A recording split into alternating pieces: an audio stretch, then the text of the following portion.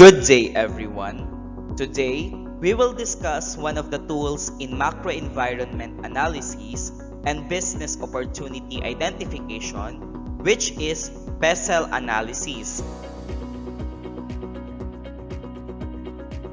PESTEL has several versions, such as PEST or STEP, where P stands for both political and legal factors, and S covers both social indicators and environmental forces.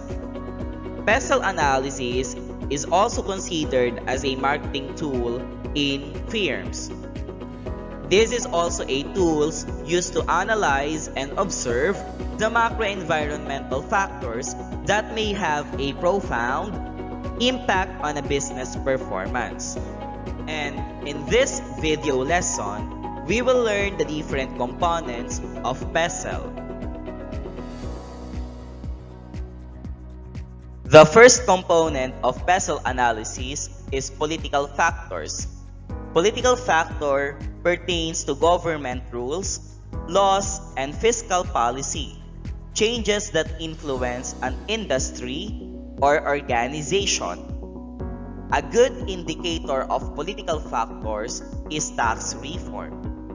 Tax reforms refers to revisions on the implementation and collection of taxes. This includes increasing and lowering of existing tax rates as well as implementation of new ones. A good example is the implementation of Republic Act 10351, or also known as the Sin Tax Law, under the Aquino administration.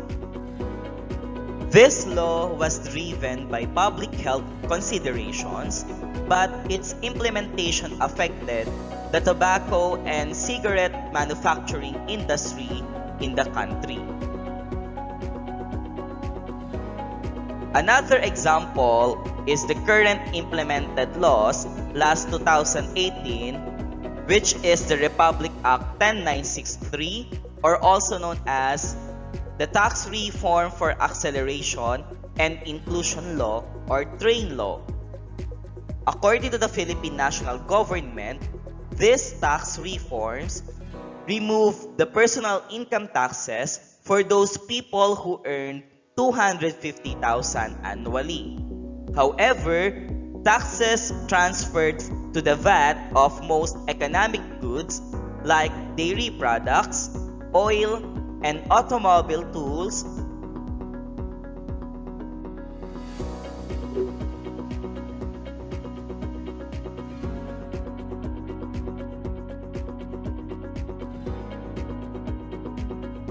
The second component is economic factor. Economic factor is the overall economic state of the country and that influences the success of local industries. Economic policies that aim to promote the overall growth open up opportunities in the business sectors. And one of the indicators in economic factor is the gross domestic product growth. GDP is the equivalent total output which measure our country's economic performance. A growth in GDP means an increase in total amount from previous periods. Always remember that a steady growth in GDP signifies a strong and stable economy. And a stable economy drives investments and businesses, both of which ultimately lead to higher employment. On the other side, we have also inflation. Inflation is an indicator of economic factor. That means the loss in value of money. Remember that it is measured using the Consumer Price Index. And always remember that the high inflation erodes the purchasing power of consumers through the constant rise in prices.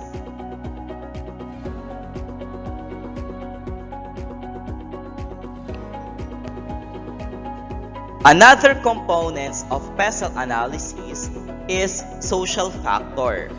Social factor examines the importance of culture, population, and other social determinants to the business environment. One of the indicators of social factor is the lifestyle and trends of the people.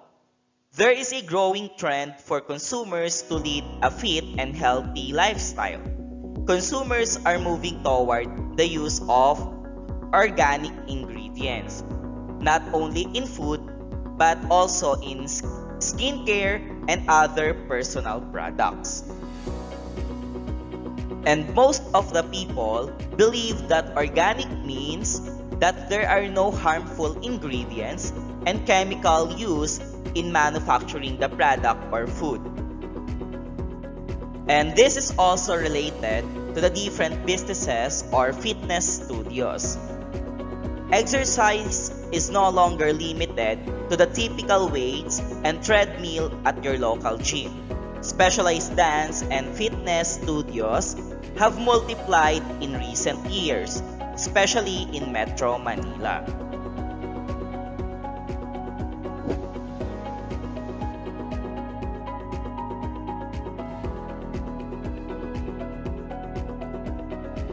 Technological factor is a forces driven by advances in technology, comprise another component of the PESTEL approach to macro-environment analysis. Trends in technology and development present opportunities for businesses similar to previous factors. Innovations are largely driven by continuous technology development and research, and the internet is an example, the advent of which gave way to industries and countless products and services. Online tools like social media creates more business opportunities. Another is research and development. Research and development is the backbone of innovation. Investment in technology means investment in research and development. And research and development is mostly associated with science, particularly in the field of medicine. This is due to high setup cost of a formal research and facility and having qualified individual work on it.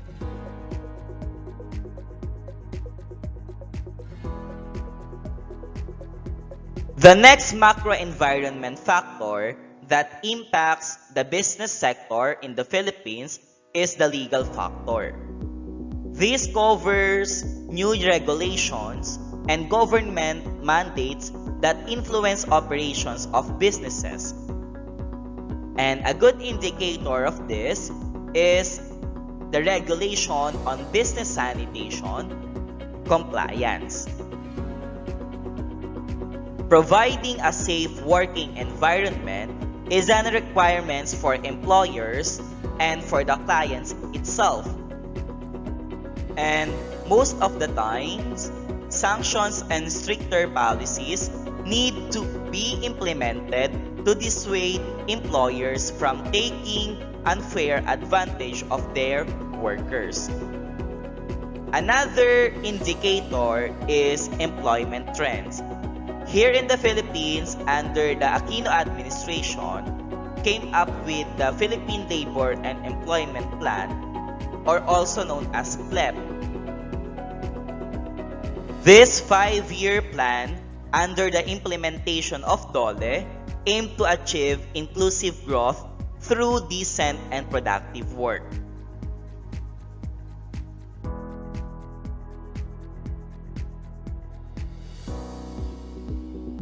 And the final factor in the PESTEL approach of macro-environment analysis is the environmental factor.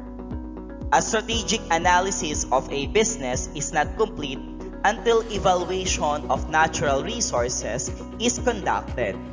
This includes analysis of local environment regulations, resource constraints, and global environmental issues such as climate change. The Department of Environment and Natural Resources, or also known as DENR, is the government agency tasked to look after the natural resources of the Philippines. DENR is also the responsible in creating and implementing laws that serve to protect the environment. And here are some of the regulations implemented by our government. First is the Republic Act number 8749, or also known as the Clean Air Act. This act aims to minimize air pollution by monitoring smoke belching vehicles, industrial plants, and wood or coal burning. And this is also related to the Executive Order 26 to aims the smoking-free environment here in the Philippines. Another regulation is the Republic Act 9275, or also known as the Clean Water Act. This was made into law in 2004, much later than the Clean Air Act, which was enacted way back in 1999. The Clean Water Act monitors and regulates the domestic and industrial wastewater discharged to bodies of water in the country.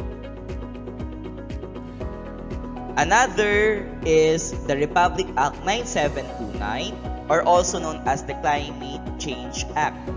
This was signed into law in 2009.